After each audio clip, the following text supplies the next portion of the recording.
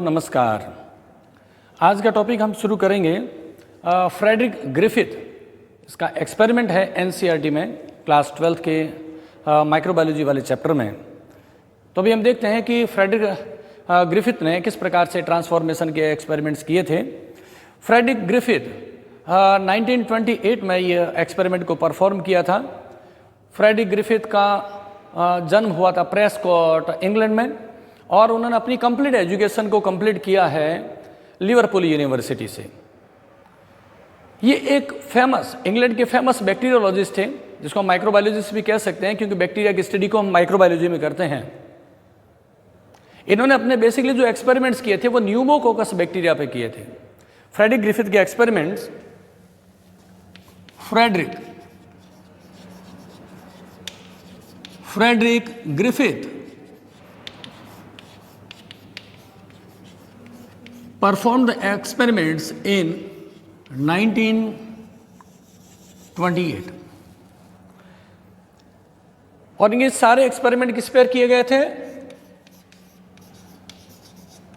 Pneumococcus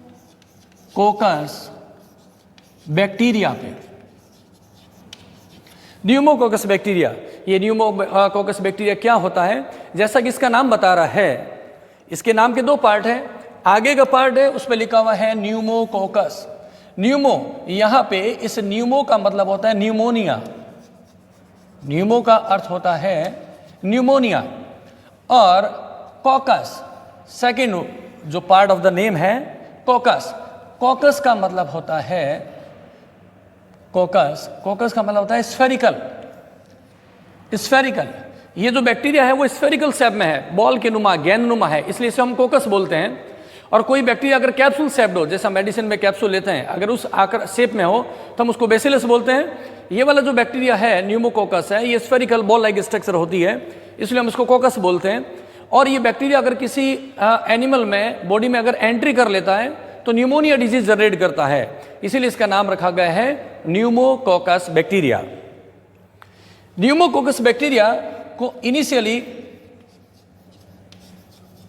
diplococcus bacteria भी कहते थे। Diplococcus bacteria, diplococcus. यहां पे अगेन नाम के दो पार्ट है। डिप्लो का मतलब होता है डबल।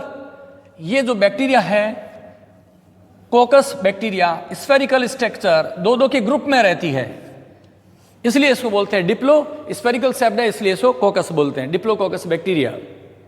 बाद में इन द 1974 इस बैक्टीरिया का नाम बदल करके रख दिया गया स्ट्रेप्टोकोकस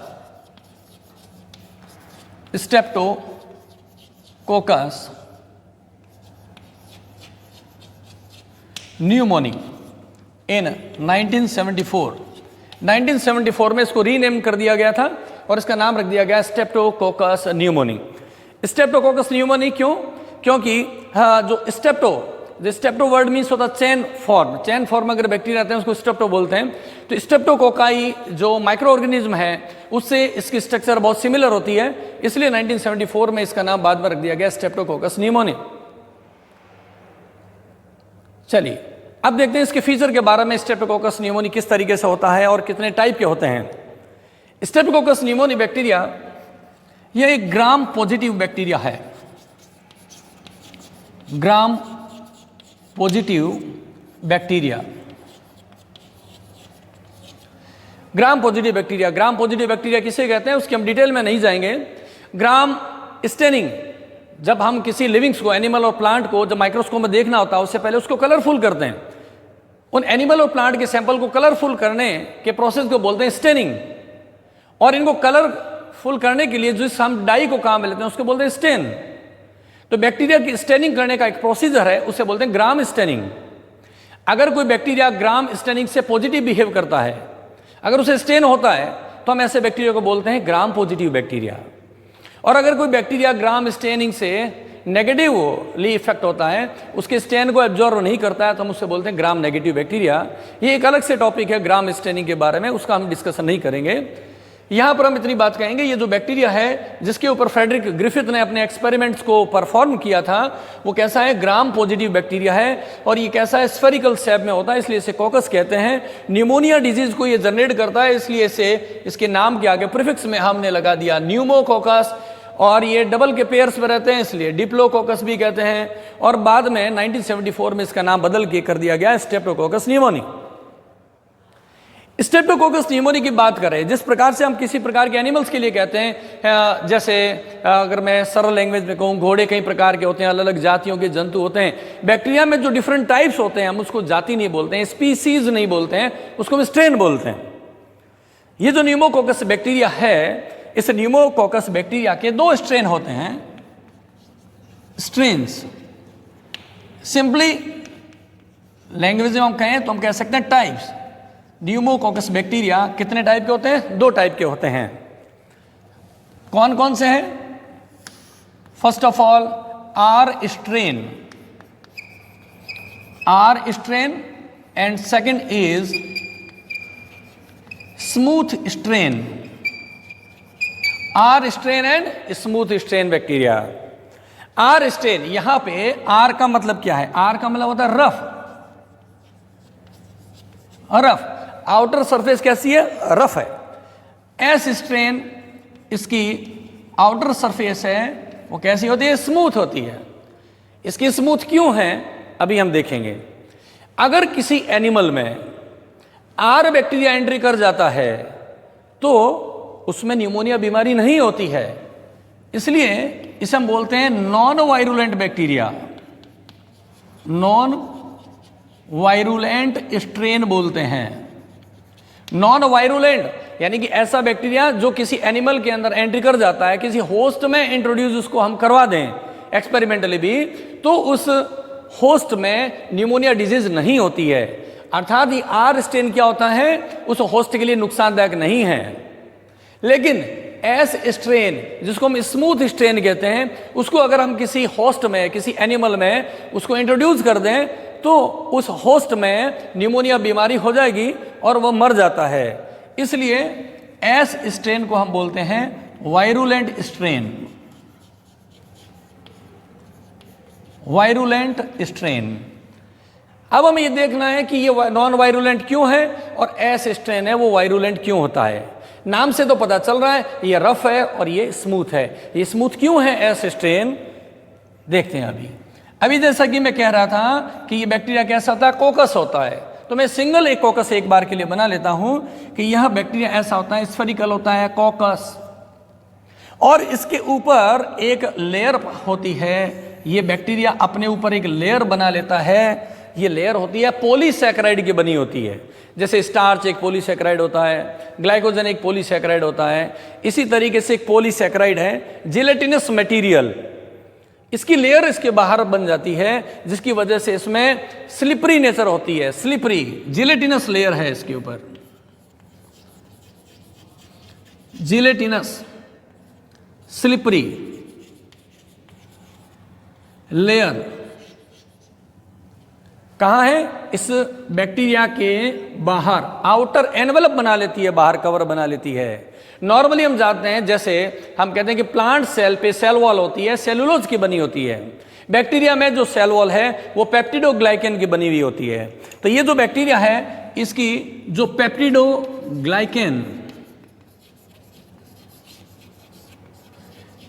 जो ग्लाइकेन है उसकी जो लेयर है उसके बाहर की और आउटर में एक जिलेटिनस स्लिपरी लेयर होती है। और ये किसकी बनी होती है? यह मेड ऑफ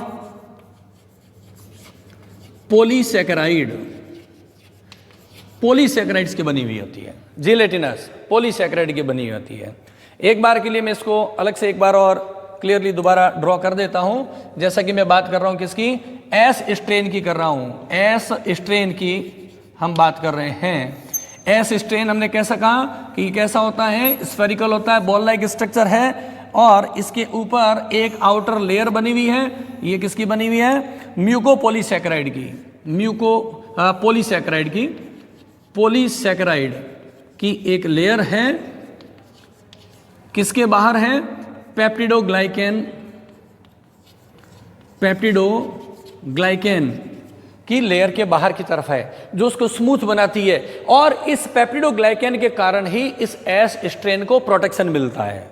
मतलब क्या हुआ, हमने कहा आर स्ट्रेन अगर किसी होस्ट में एंट्री कर जाता है तो वो होस्ट नहीं मरता है, उस होस्ट को निमोनिया की बीमारी नहीं होती है।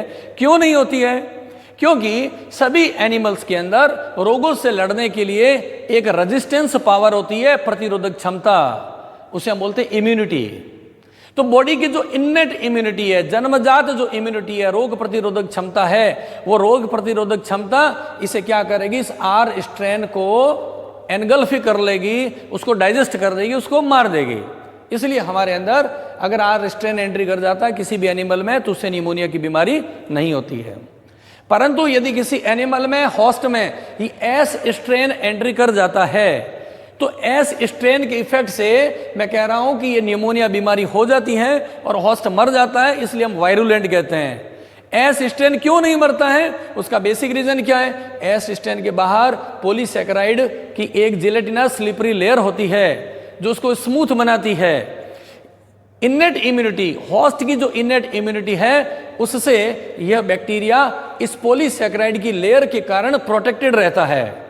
हमारी इनेट इम्यूनिटी एस स्ट्रेन को डाइजेस्ट नहीं कर पाती है, जिससे एस स्ट्रेन बॉडी में एक्टिव फॉर्म में रहता है और निमोनिया रोग हो जाता है। इसलिए हम कह सकते हैं कि एस स्ट्रेन है वो वायरुलेंट होता है और आर स्ट्रेन होता है नॉन वायरुलेंट होता है। अब अगर एस स्ट्रेन किसी होस्ट की बॉडी में एंट्री कर जाए तो हमने कहा निमोनिया डिजीज हो जाती है। तो निमोनिया डिजीज अगर हो जाएगी तो निमोनिया में उस पेशेंट के बॉडी में क्या क्या सिम्टम्स जनरेट होते हैं उसको भी हम साथ में अभी देख लेते हैं, फिर ग्रिफिथ के एक्सपेरिमेंट को शुरू करेंगे। यहाँ पर हम अगर निमोनिया के सिम्टम्स की बात करें, बेसिक सिम्टम्स, सबसे पहला बेसिक सिम्टम रहा इसमें ड्राई कफ। ड्राई कफ होने लग जाएंगे होस्ट के अंदर, और जो होस्ट है उसे बुखार आ जाएगा, फीवर हो जाता है। और इसमें क्या, कौन सा पार्ट अफेक्टेड रहता है? लंग्स। फेफड़े हैं वो सबसे ज़्यादा प्रभावित होते हैं निमोनिया में। हमें पता है हमारा एयर सैक है, ये जो लंग्स है किसके बने हुए हैं? बहुत सारे छोटे छोटे गुब्बारे नुमा स्ट्रक्चर जिसको हम वायु कोश कहते हैं, एयर सैक कहते हैं, एल्वेली कहते हैं, उनसे बना हुआ होता है। तो लंग्स के जो एल्वियोली है इसमें क्या होगा, जब हम ऐसे रोगी का जिसको निमोनिया हो गया है उसका जब हम एक्सरे निकलवाएंगे तो उसके एक्सरे में लंग्स में वहां पर पैचेस दिखाई देंगे जिसको हम बोलते हैं कंसोलिडेशन, पैची कंसोलिडेशन।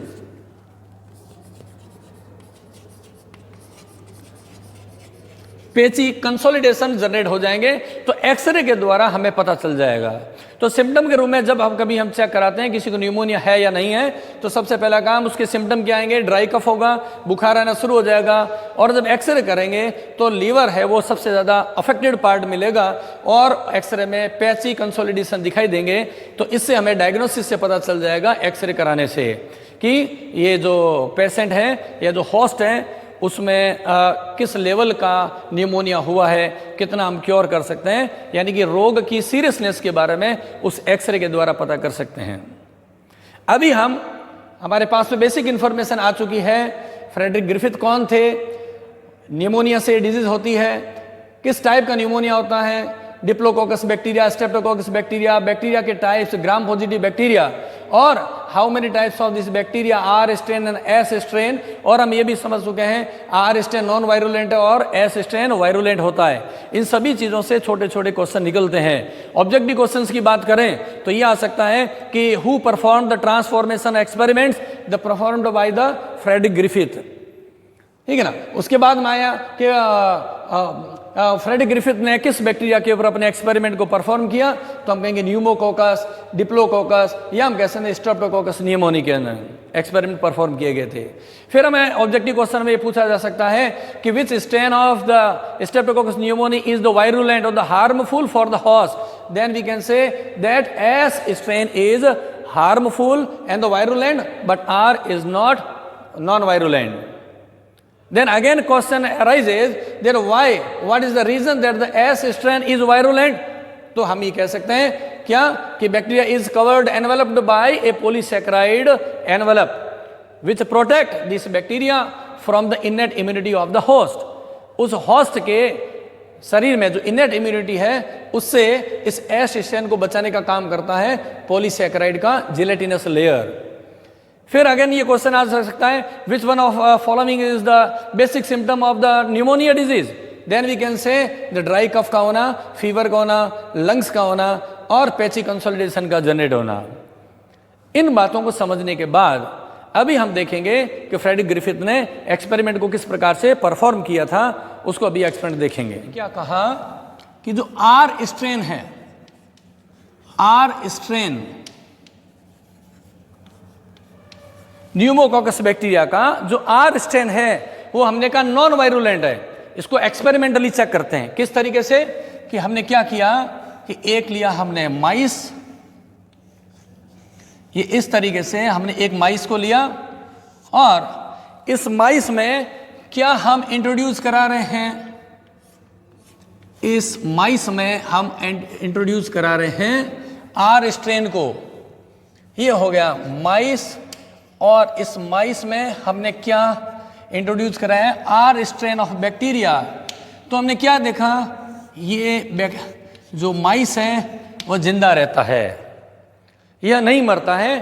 तो इससे हमने कंक्लूजन क्या निकाला कि ये आर स्ट्रेन कैसा होता है, नॉन वायरुलेंट है। यह है नॉन वायरुलेंट, इससे किसी तरह की बीमारी नहीं होती है। नेक्स्ट एक्सपेरिमेंट में हम क्या करेंगे, लेते हैं एस स्ट्रेन को, एस स्ट्रेन ऑफ बैक्टीरिया।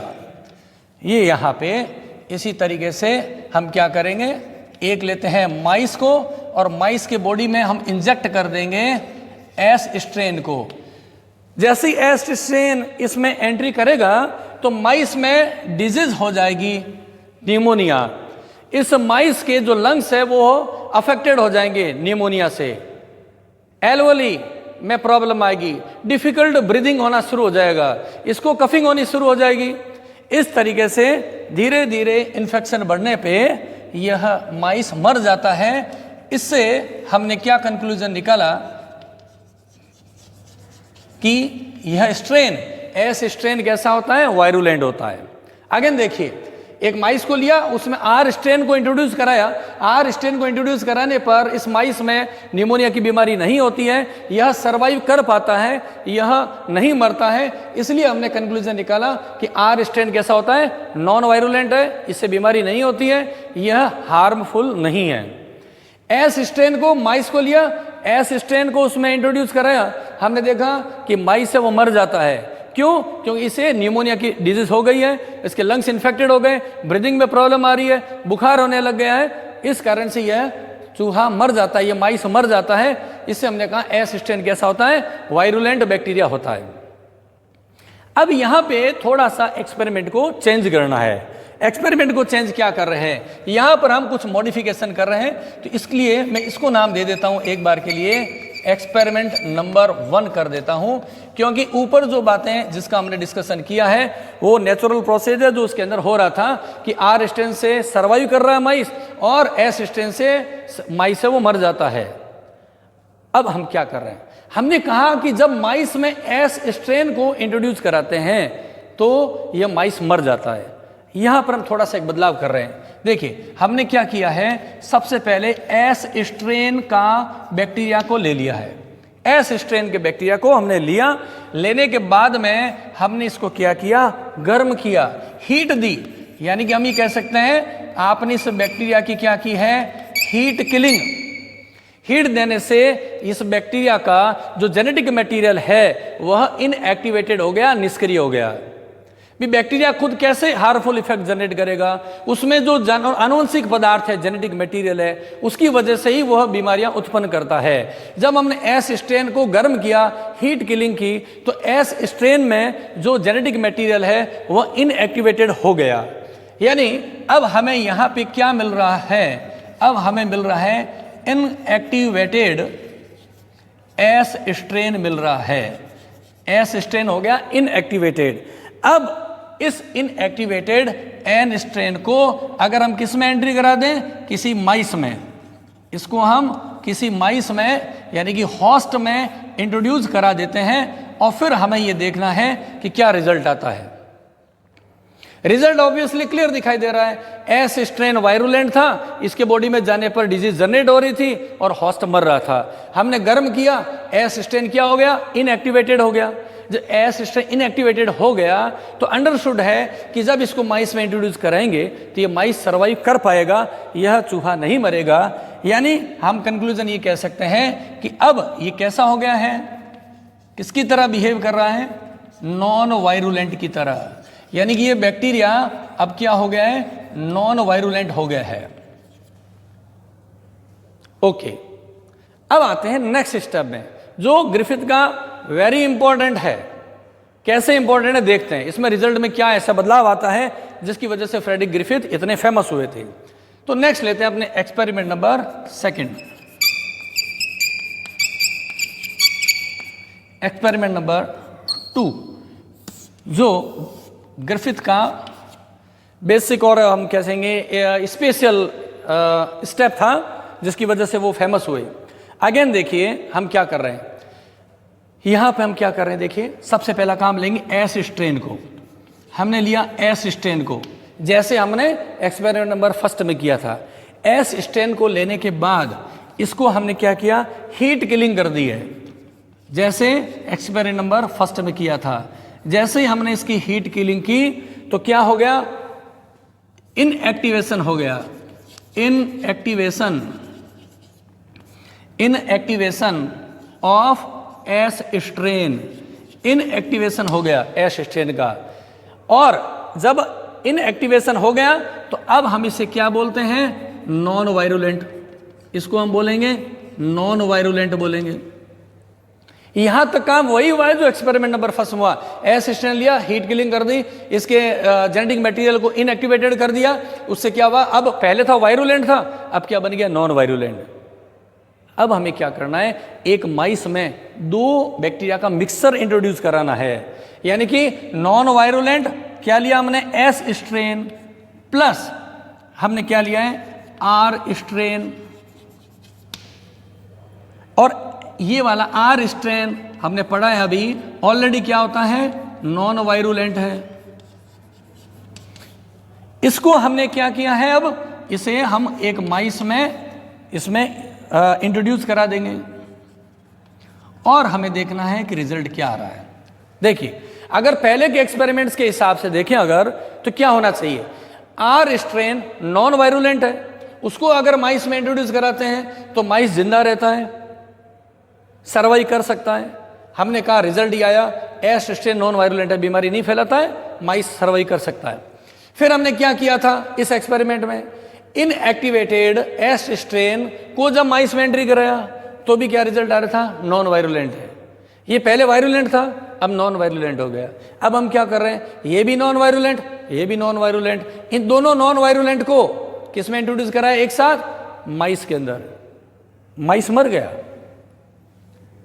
ऐसा करने पे माइस क्या हो गया, डेड हो गया। यहां पे बात यह है कि माइस डेड कैसे हुआ, आर स्ट्रेन से माइस डेड नहीं होता और हीट इनएक्टिवेटेड एस स्ट्रेन से भी माइस डेड नहीं होता। दोनों को मिलाने पे क्यों हुआ, फ्रेडरिक ग्रिफिथ ने कहा ऐसा कैसे हुआ। फाइनली कंक्लूजन क्या निकाला कि ये जो आर स्ट्रेन है इसका जो जेनेटिक मटेरियल है वह लाइव था, जिंदा था। हमने इसको हीट किलिंग नहीं की थी। इसमें जो जेनेटिक मटेरियल है, इस वाले जो बैक्टीरिया है, ये वाला जो बैक्टीरिया की बात करें, इसका जो बैक्टीरिया कैसा है, ये बैक्टीरिया हीट किल हो गया था, बैक्टीरिया मरा है। हमने कहा बैक्टीरिया इनएक्टिवेटेड हुआ है, एक्चुअली हम ये नहीं कह सकते हैं कि इसका जेनेटिक मटेरियल मरा है। हमने जिसको हीट किलिंग की, किलिंग का मतलब क्या हुआ, बैक्टीरिया को जब आप गर्म कर रहे हैं, किलिंग का मतलब हुआ उसके ऊपर का जो प्रोटेक्टिव लेयर है जो कि सेल वाल है उसको हमने ब्रेक कर दिया, तो हमने कहा बैक्टीरिया मर गया। तो जब हमने इसको हीट किलिंग की तो ये जो एस स्ट्रेन है इसका सेल कोट है वो डेड हो गया, बैक्टीरिया मर गया, लेकिन जेनेटिक मटेरियल इसके अंदर एक्टिवेटेड था, लेकिन वो अकेला काम नहीं कर पा रहा था। जेनेटिक मटेरियल था लेकिन वो अकेला काम नहीं कर पा रहा था। और ये वाला आर स्ट्रेन क्या था, लाइव था। तो ये जो इसका जेनेटिक मटेरियल है एस स्ट्रेन का, जो कि नॉन वायरुलेंट है, वो इसके संपर्क में आया, इसकी प्रोटीन मशीनरी को यूज में लिया और उसने क्या किया, इस आर स्ट्रेन पे जो कि जिंदा है, आर स्ट्रेन जो कि जिंदा है, उसमें आर स्ट्रेन जो जिंदा है उसमें एस स्ट्रेन का जो जेनेटिक मटेरियल है, जेनेटिक मटेरियल किसमें अंदर चला गया, आर स्ट्रेन में, और उसके बाद आर स्ट्रेन के बाहर इसने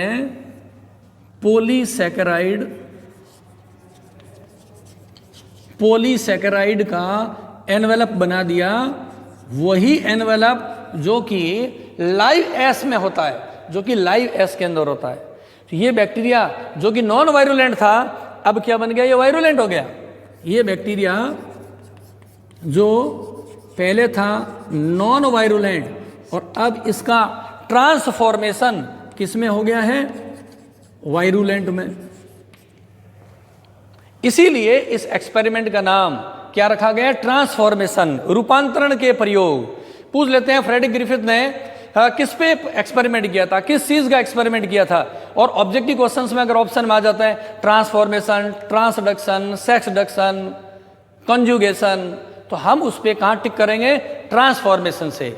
और अगर ये पूछ लिया जाए कि फ्रेडरिक ग्रिफिथ के एक्सपेरिमेंट में what is the mean of transformation, then we can say that the genetic material which was the non-virulent converted into the virulent form. This process is called as the transformation, या रूपांतरण, रूप का अंतरण हो गया, एक रूप से दूसरे रूप में बदल गया है। एक बैक्टीरिया, आर बैक्टीरिया क्या था, नॉन वायरुलेंट था, और वो किस में रूपांतरित हो गया, ट्रांसफॉर्म्ड इनटू द वायरुलेंट। अब ये बिहेव किसकी तरह कर रहा है, एस स्ट्रेन की तरह। अब अगर ये बैक्टीरिया किसी भी एनिमल में अगर एंट्री कर जाता है तो निमोनिया की बीमारी हो जाएगी और वो होस्ट है वो मर जाता है। अगर एक बार इन शॉर्ट एक बार रिवीजन कर लेते हैं। एक बार एक्सपेरिमेंट में क्या था, आर स्ट्रेन जो कि नॉन वायरुलेंट है किसी माइस में इंट्रोड्यूस कराया, तो माइस क्या रहता है, लाइव रहता है, कंक्लूजन निकला नॉन वायरुलेंट है। एस स्ट्रेन को जब माइस में इंट्रोड्यूस कराया तो वो मर गया, माइस मर गया, इसलिए हम क्या बोलेंगे, एस स्ट्रेन कैसा है, वायरुलेंट है। यहां पर हमने क्या किया, एस स्ट्रेन को गर्म किया और बैक्टीरिया मर गया है, मीन्स उसके ऊपर का सेल कोट वो टूट गया है ना, इसलिए क्या हो गया, इनएक्टिवेटेड हो गया एस स्ट्रेन।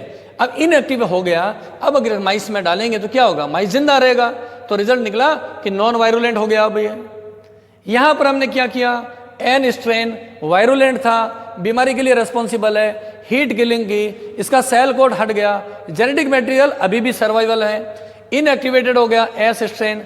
अभी इसको अगर माइस में डाल दें तो ये नॉन वायरुलेंट है, R strain already non virulent है, और दो नॉन वायरुलेंट चीजों को जब एक साथ माइस में इंट्रोड्यूस कराया तो माइस है वो डेड हो गया। क्यों, क्योंकि हमने कहा कि genetic material of inactivated S strain entered into the live R strain which synthesized a outer polysaccharide envelope outer the bacteria। इससे क्या हुआ कि ये जो बैक्टीरिया है इसमें प्रोटेक्शन जनरेट हो गया, आर स्ट्रेन में प्रोटेक्शन हो गया, किसके अगेंस्ट, होस्ट की इनेट इम्यूनिटी के अगेंस्ट, जिसकी वजह से अब होस्ट का इनेट इम्यून सिस्टम इस बैक्टीरिया को डेड नहीं कर पा रहा है। अब ये बैक्टीरिया निमोनिया के लिए रेस्पॉन्सिबल है, फीवर आएगा, लंग्स में कंजशन हो जाएगा, ब्रीदिंग में प्रॉब्लम आएगी और वो होस्ट मर जाएगा। यानी कि आर स्ट्रेन जो कि नॉन वायरुलेंट था वायरुलेंट में कन्वर्जन हो गया। इसी प्रोसेस को हम बोलते हैं ट्रांसफॉर्मेशन। जेनेटिक इंजीनियरिंग के फील्ड में ये बहुत इंपॉर्टेंट कन्वर्जन है। इस एक्सपेरिमेंट में अभी तक भी ये क्लियर नहीं हो पाया था कि जो जेनेटिक मटेरियल है या वायरुलेंसी के लिए रेस्पॉन्सिबल कौन है, डीएनए है, आरएनए है या प्रोटीन है। इन सब के लिए एक्सपेरिमेंट परफॉर्म किए थे एवरी मैकलियोड और मैकर्डी ने। उन्होंने बताया एवरी मैकलियोड मैकर्डी ने कि which biomolecule is responsible for the this genetical activity और द वायरुलेंसी, डीएनए, आरएनए या प्रोटीन। तो नेक्स्ट क्लास होगी, उसके अंदर हम समझ पाएंगे कि एवरी मैकलियोड मैकर्डी है उसका एक्सपेरिमेंट क्या कहता है। Thank you so much.